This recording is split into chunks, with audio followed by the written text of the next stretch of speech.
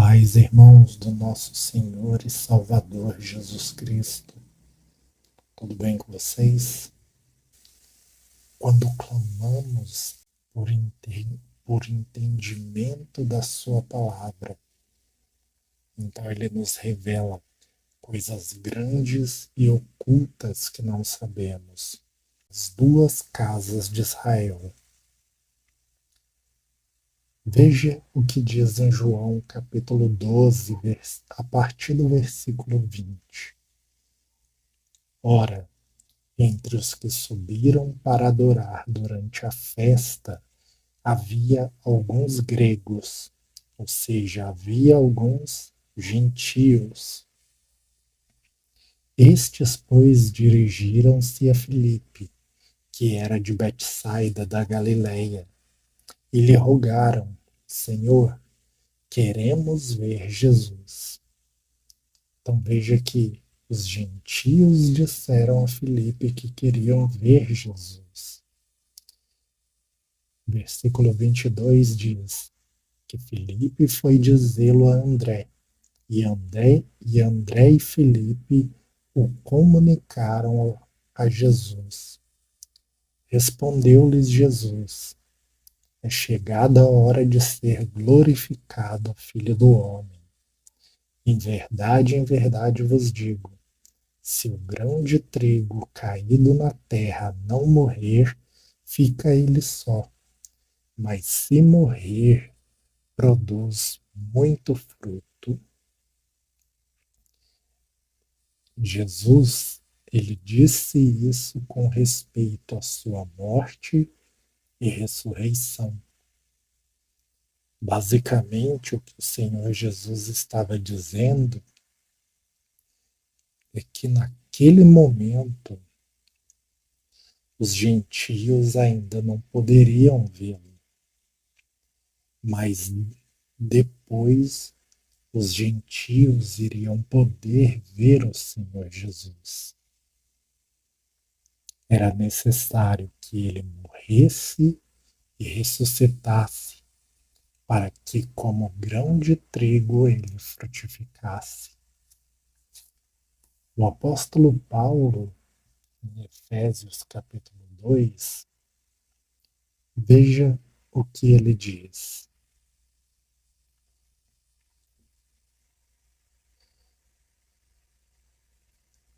Efésios capítulo 2, o apóstolo Paulo, ele diz assim no versículo 1: Ele vos deu vida, estando vós mortos nos vossos delitos e pecados, nos quais andastes outrora, segundo o curso deste mundo, segundo o príncipe da potestade do ar, do espírito que agora atua nos filhos da desobediência, entre os quais também todos nós andávamos outrora, segundo as inclinações da carne, fazendo a vontade da carne e dos pensamentos.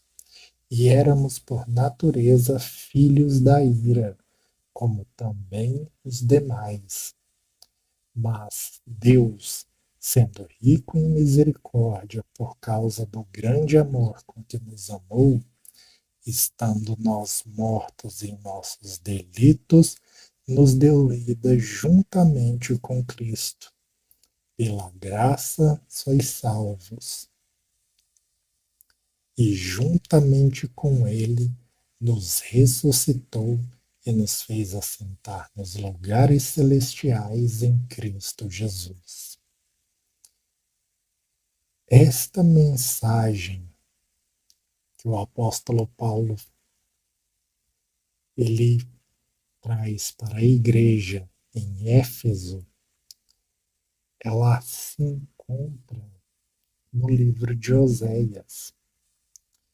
Porque veja que Paulo ele diz que nós estávamos mortos em delitos e pecados, e ele nos deu vida juntamente com Cristo, e nos ressuscitou para assentar-nos nos lugares celestiais.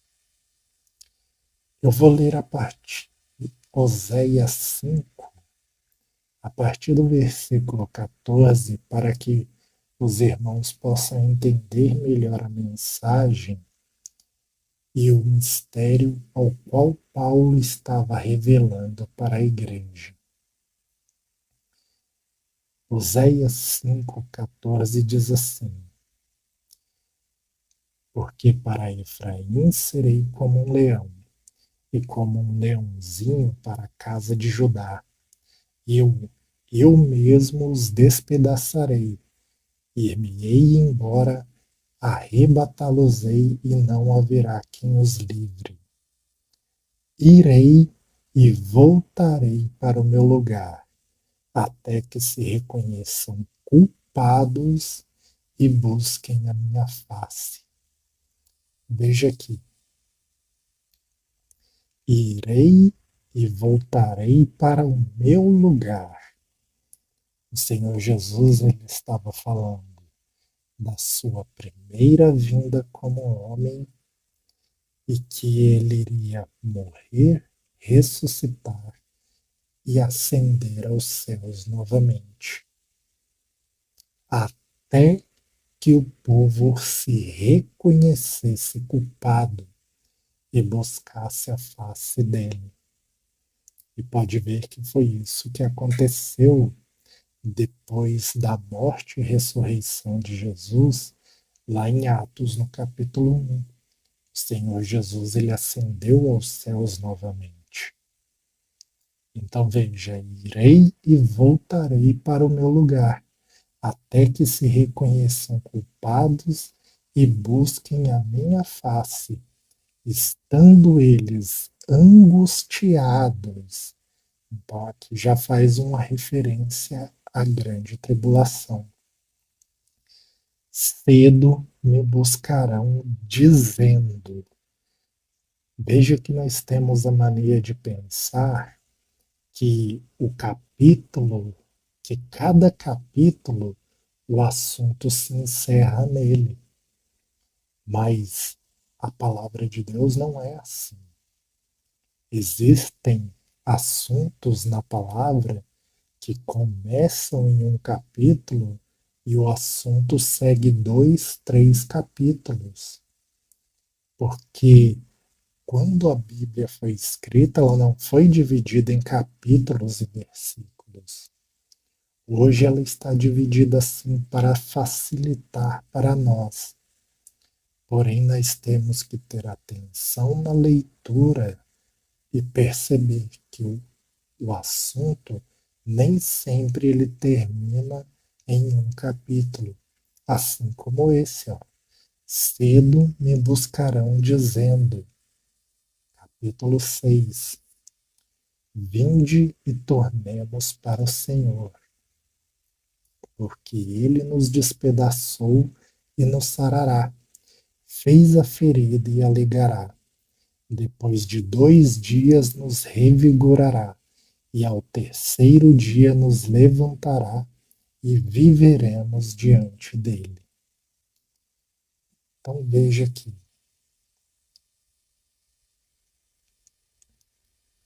Versículo 3.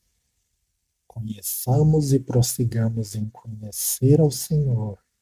Como a alva sua vinda é certa, ele descerá sobre nós como chuva seródia que rega a terra.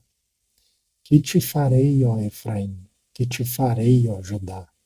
Porque o vosso amor é como a nuvem da manhã, como o orvalho da madrugada que cedo passa. Então veja, quem que está dizendo aqui, vinde tornemos para o Senhor? Efraim e Judá. E Efraim e Judá, dizendo, vinde tornemos para o Senhor, eles disseram, depois de 2 dias nos revigorará, e ao terceiro dia nos levantará e viveremos diante dele. Existe um projeto de Deus por trás de Efraim e Judá. Efraim e Judá são as duas casas de Israel. Efraim é o reino do norte, chamado de casa de Israel, com 10 tribos. E Judá é o reino do sul, com 2 tribos, chamado de casa de Judá. A casa de Judá tem a promessa de que Jesus viria deles, porque Jesus viria da descendência de Davi, na casa de Judá. Mas e Efraim? Como que ele entra nesse propósito de Deus? Qual que seria o projeto de Deus por trás de Efraim, por trás da casa de Israel? Veja que eles disseram: depois de 2 dias nos revigorará, e ao terceiro dia nos levantará e viveremos diante dele. Essa palavra ela tem um duplo cumprimento de profecia. O primeiro foi na primeira vinda do Senhor Jesus Cristo, por causa que ele veio como homem, morreu e ao terceiro dia ele ressuscitou. Mas a segunda camada, que é uma camada mais profunda, ela envolve os dias da criação. Porque nos dias da criação, no quarto milênio, estava apontada a vinda do Senhor Jesus. No quarto dia, na criação do sol, da lua e das estrelas, aonde no quarto dia faz uma referência à transição de alianças, a mudança da antiga aliança para a nova aliança em Cristo Jesus. E nós podemos ver essa referência também no profeta Ezequiel, no capítulo 47, onde Ezequiel ele vai andar 4.000 côvados e o rio que por onde passa ele dá vida se torna tão profundo que só se pode atravessá-lo a nado. E esse rio que por onde passa ele dá vida é o rio do Espírito, trazendo conhecimento pleno do Senhor a todos nós.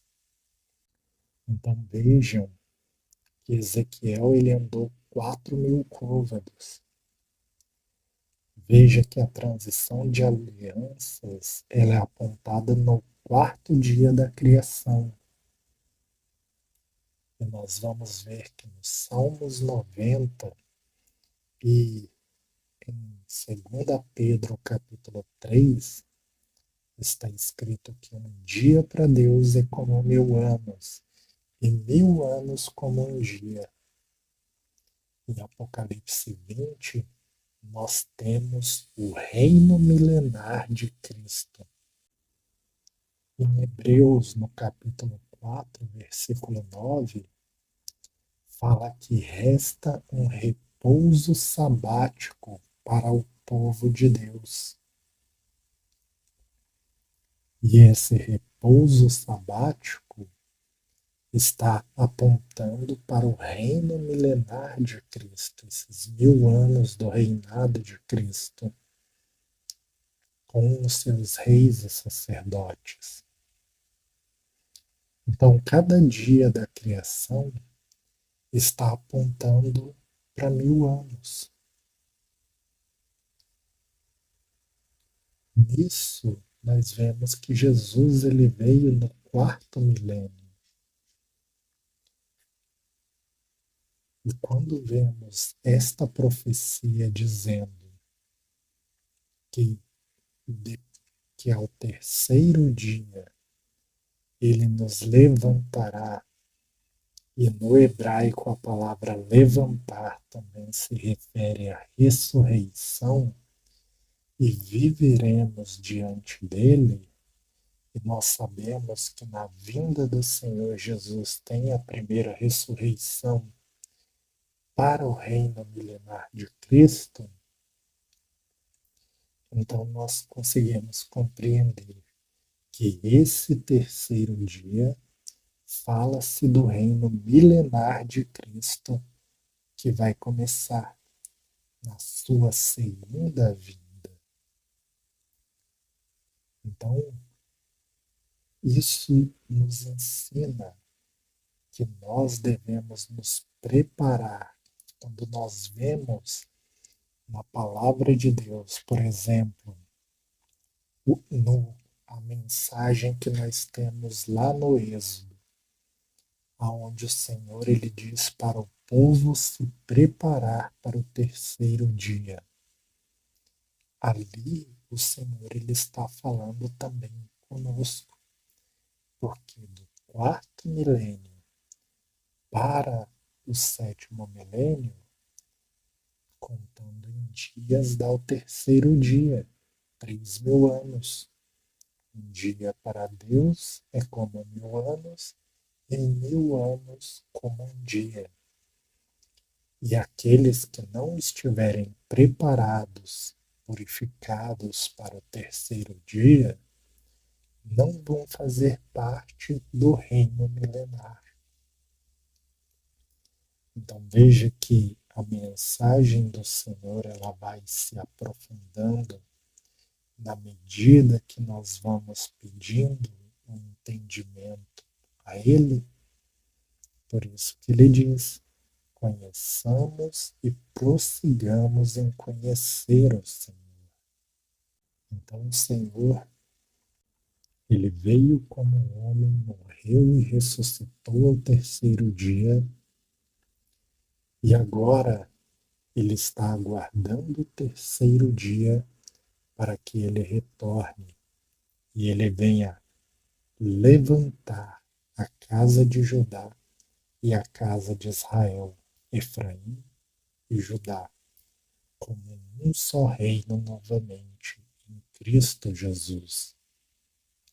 Pois, como está escrito, Ele nos despedaçou e nos sarará, fez a ferida e a ligará. Depois de 2 dias nos revigorará, e ao terceiro dia nos levantará e viveremos diante dele. Por isso devemos conhecer e prosseguir em conhecer ao Senhor. Então, a casa de Israel no tempo de Davi, ela era um só reino, mas depois ela se dividiu em 2 reinos por causa da idolatria de Salomão. E tudo isso já tinha um propósito pela parte do Senhor. Não que Deus projetou a idolatria de Salomão, mas quando Deus dividiu Israel em 2 casas, era por causa de um propósito que já existia. O Senhor, ele disse a Jacó: "Sê frutífero e multiplica. Sê frutífero e multiplica-te. Uma nação e uma multidão de nações procederão de ti." Uma nação é Israel, e uma multidão de nações são os gentios. Jacó, em Gênesis 48, versículo 19, quando ele estava já com os olhos escurecidos por causa da sua idade, e ele estava abençoando seus filhos, porque a sua morte estava próxima. Ele então chama José e seus filhos para os abençoar. E Jacó ele começa a dizer no capítulo 48 as promessas que ele recebeu da parte do Senhor. E nessas promessas que ele recebeu da parte do Senhor, ele fala que Deus disse a ele: se frutífero e multiplica-te, porque uma nação e uma multidão de nações sairão de ti. Jacó, ele sabia que José tinha um filho chamado Efraim. E Efraim significa duplamente frutífero. E Jacó ele recorda a José justamente do que Deus disse, que Deus mandou que ele fosse frutífero. Jacó, então, quando vai abençoar os filhos de José, ele disse, ele coloca a mão direita sobre a cabeça de Efraim e a mão esquerda sobre a cabeça de Manassés. Só que Manassés era o primogênito.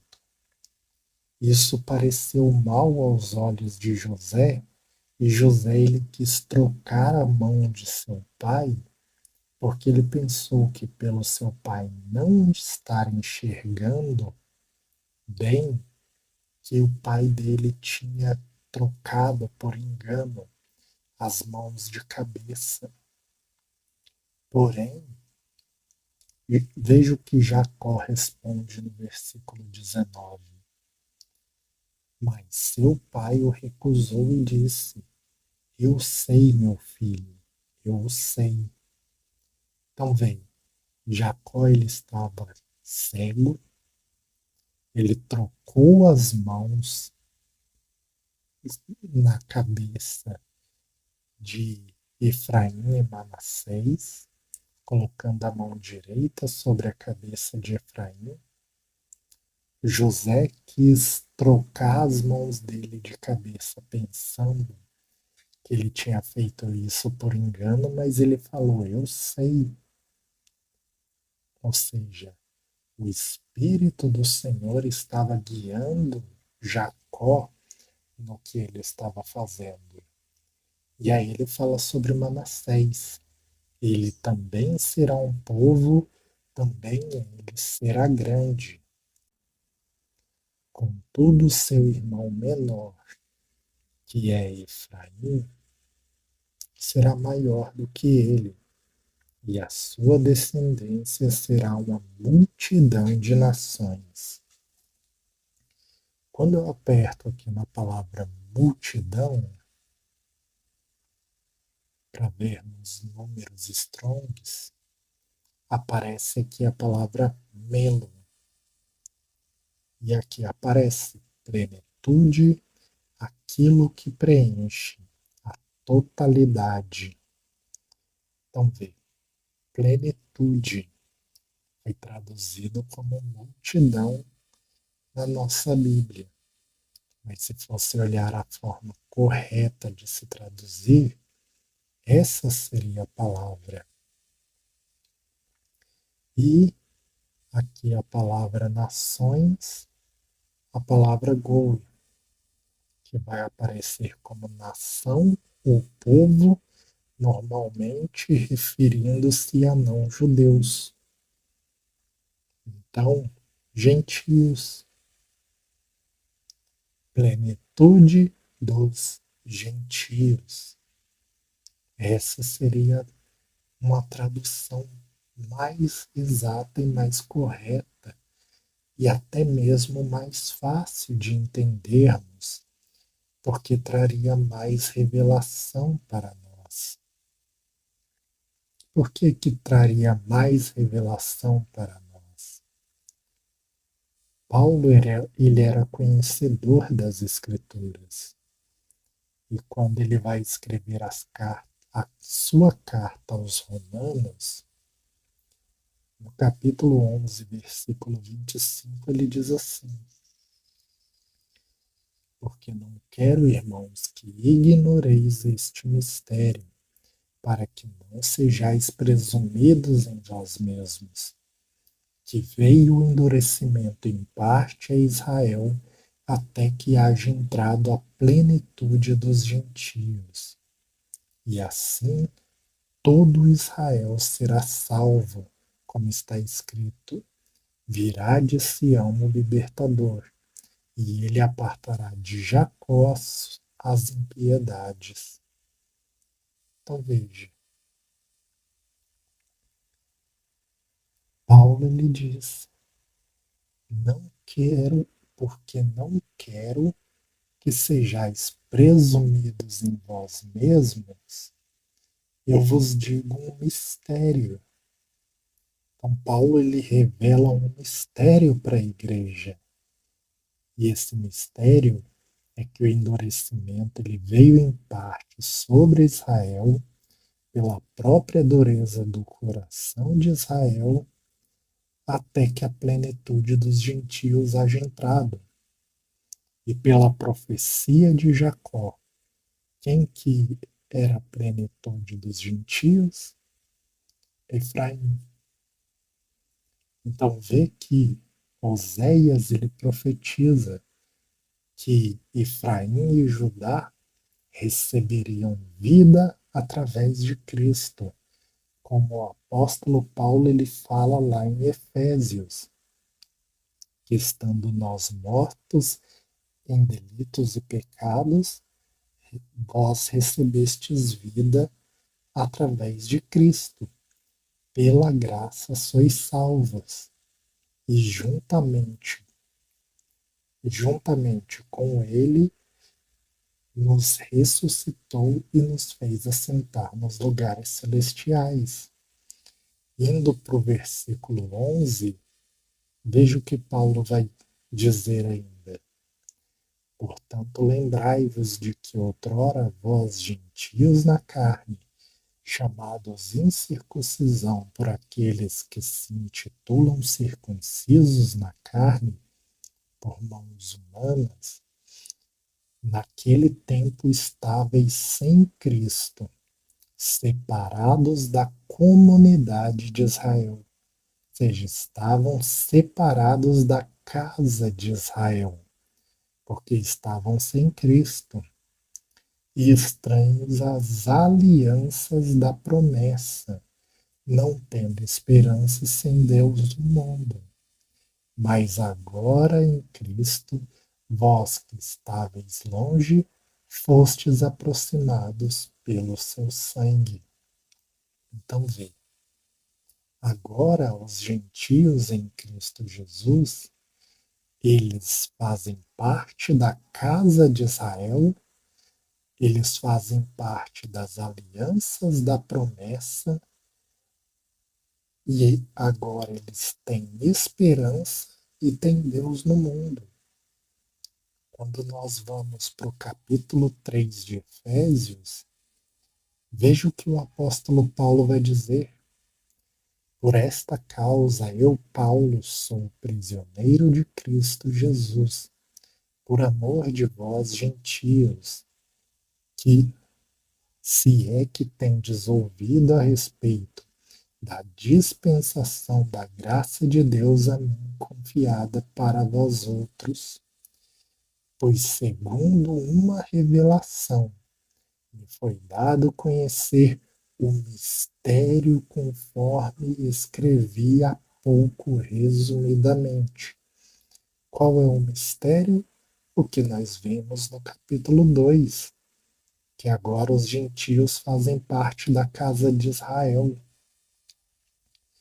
Pelo que quando ledes, podeis compreender o meu discernimento do mistério de Cristo,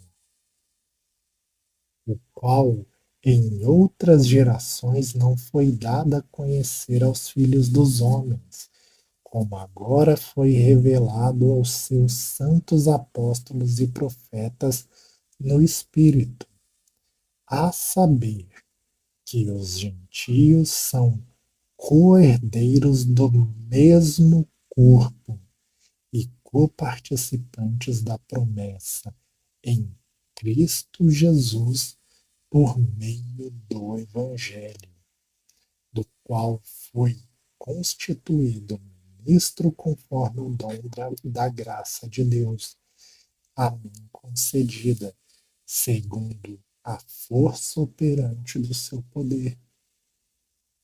Então veja, O mistério que outrora estava oculto é justamente que os gentios que antes não faziam parte da casa de Israel agora fazem. Por isso que o Senhor Jesus ele disse: se o grão de trigo caído na terra não morrer, fica ele só, mas se morrer, produz muito fruto. E veja o que Oséias ele vai profetizar também sobre as duas casas de Israel. Oséias capítulo 1, versículo 11. Os filhos de Judá e os filhos de Israel. Israel é a casa de Israel, Efraim. Se congregarão e constituirão sobre si uma só cabeça, Cristo, e subirão da terra, porque grande é o dia de Jezreel. Jezreel, Deus semeia. Então, a casa de Judá e a casa de Israel, que é Efraim, se congregarão e constituirão sobre si uma só cabeça, que é Cristo, e subirão da terra, porque grande é o dia que Deus semeia. E qual foi o grande dia em que Deus semeou? O dia em que o Senhor Jesus, como grão de trigo, foi plantado na sua morte e na sua ressurreição, ele produziu muito fruto. Deus abençoe a todos e fiquem todos na paz do Senhor Jesus.